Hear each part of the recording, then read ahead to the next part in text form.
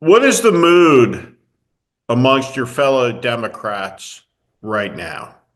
Well, it's one of introspection to see what we need to do in terms of connecting with rural communities, with deindustrialized towns, factory towns, communities of color, working class voters to build trust. But it's also one of resolve, a sense that we can win back in 2026, win back in 2028, stand up to the president when he engages in actions that are extreme and betray the people who voted for him.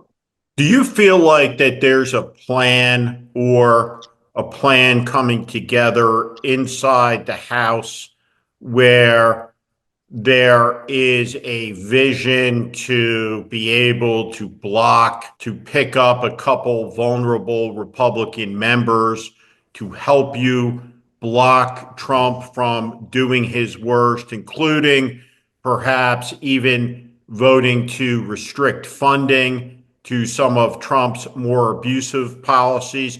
Has anybody sat down so far and with you in the room, and I would hope you would be one of the people in the room, all right, and said, we're not going to talk about what happened in the election. We're not going to talk about why we're sitting in the minority by 2 seats. We're going to have a conversation about what the plan is going to be come the noon hour on January 20th to be upfront in opposition to the abuses that we know are coming down the highway. Is that going on?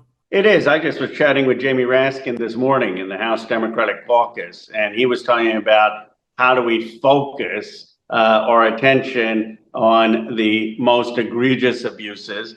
And we're having those conversations with the ranking members on our committees. In fact, this morning we were electing ranking members so that every day on the House floor in House committees, Democrats are speaking out about what's going on and shining a light to it. In some sense, we are the front lines of letting people know what the Trump administration is doing and calling it out. In terms of Republicans joining in that effort, the Republican caucus has not suddenly become more functional. I mean, just today I'm having to possibly cancel my trip and meetings in New York end of the week because it looks like we're stuck here and they can't get a continuing resolution. So it's not going to take a lot of work to find cracks in a Republican caucus. But right now, under Hakeem Jeffries' leadership, I mean, we're focused on how do we have a vibrant, vocal, strong party ready to go on January 20th, willing to call out the president when he does things that are clearly wrong. With regard to the continuing resolution, as I understand the politics of this right now, the Speaker, Johnson, wants this to go into March, and Senate Republicans are saying, please God, no, we want a clean slate coming into the Trump presidency. We don't want to be stuck trying to fund the government in the first 60 days of the Trump presidency in the middle of whatever it is he has planned, with the possibility that we have a chaotic situation. Am I assessing that correctly? That's the politics of it?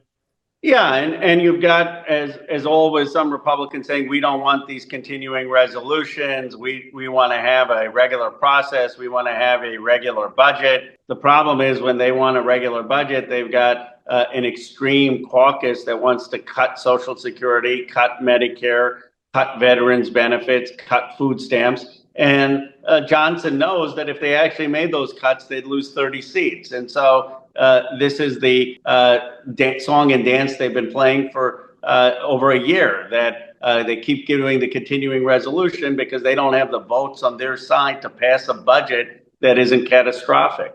And what puts Trump in the most difficult position? Do you think punting this till March and giving him the ball? Well, look, I think that first we're the Democrats are committed to doing what's right for the country. Aren't looking at it from the lens of politics. And what would be terrible is to have some kind of government shutdown before Christmas and before the holidays. So we, as long as they're not making cuts to Social Security and food stamps and veterans benefits, are going to pass the continuing resolution. But I think that is the likely outcome.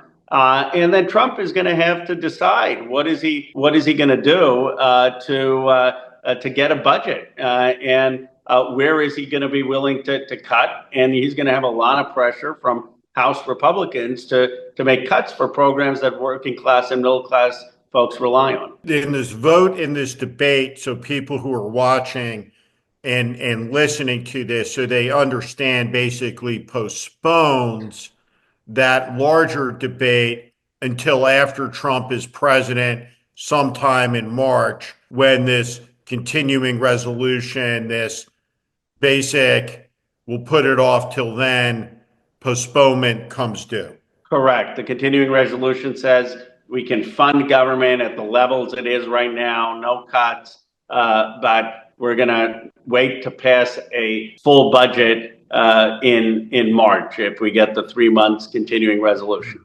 And this will give Democrats then, in a two-seat minority, probably their maximum point of political leverage in dealing with Donald Trump potentially abusing the powers of the presidency on a range of issues with the power of the purse. Absolutely. I mean, this is going to mean that Johnson will need Democratic votes. I can't imagine that he's going to be able to get a budget passed without Democratic votes. He hasn't been able to do it so far. And so Hakeem Jeffries, our leader, is going to have the leverage to go to Johnson and say, okay, we're going to give you votes because you're not going to want to be blamed for a shutdown of government. You have every branch. You know, you got the House, you got the Senate, both chambers, you got the presidency.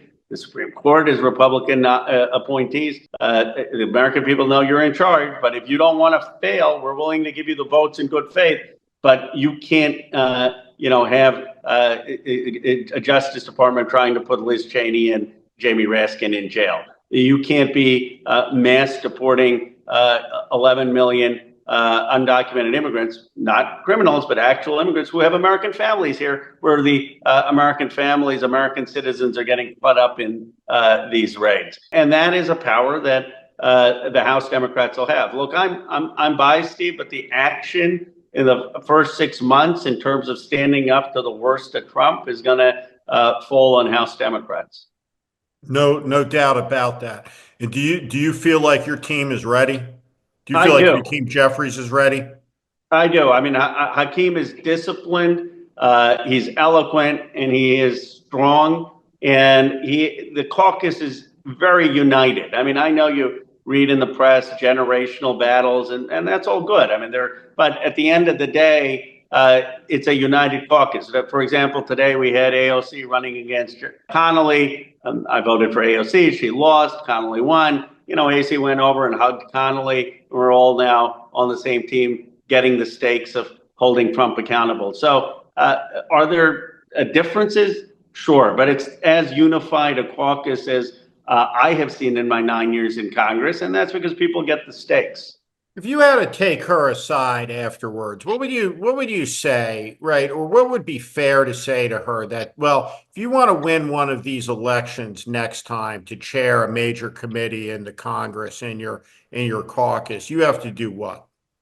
Well, first of all, I think we should elevate her, and I hope after Connolly, she's next. She got 84 votes, but I would say spend time with some of the key members, some of the more senior members. Just have coffee with them, get to know them, spend time with the Congressional Black Caucus, spend time campaigning as you have so effectively in building a base outside of Congress. You know, continue to do that within Congress. She did a lot of that, so I don't want to be seeming like I'm giving her advice that she's not already doing. She's only been in Congress 6 years. But I think if she continues on that trajectory, she has a very, very good chance of being the chair of the Oversight Committee, which is a big deal. Like Henry Waxman chaired this committee. So to be the chair of this in her 30s, if she's next in line, is a pretty remarkable thing.